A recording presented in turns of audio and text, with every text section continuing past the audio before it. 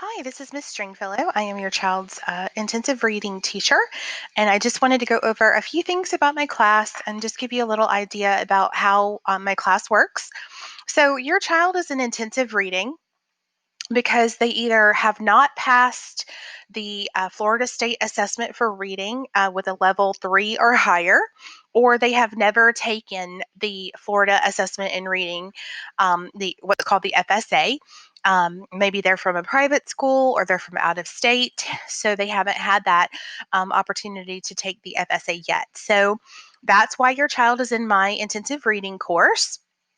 So some of the programs that we use are activelylearn.com, and that is mostly nonfiction articles or stories that teach reading comprehension strategies. That is a website, you can see from the .com. So your child does have access to that at home anytime we're doing assignments there.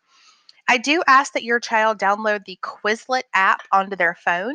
Quizlet can be utilized online as well on a computer, but that is how I push their vocabulary words to them each week. And then we take our vocabulary tests on an app called Kahoot. And again, that can be found online or on an app on their phone. All work is submitted to me as attachments in Focus or through the app Quizlet or Kahoot. So everything is given to me online. I do not take any hard copy papers at all. To contact me, you can email me at adkinsa1@duvalschools.org, or you can text me or call me at this number. I do have a faster chance of texting you back if you have a question, obviously, because I can do that in between classes, whereas I can't necessarily return phone calls until after the end of the day. But I do encourage parents to please reach out to me at this number. My grading policy, I do take late work up to 2 weeks after the due date, as long as the student was absent the day that it was due. I do modify that policy sometimes and still accept late work if your child is failing, because I would rather them do the work and learn the standard rather than to fail my class.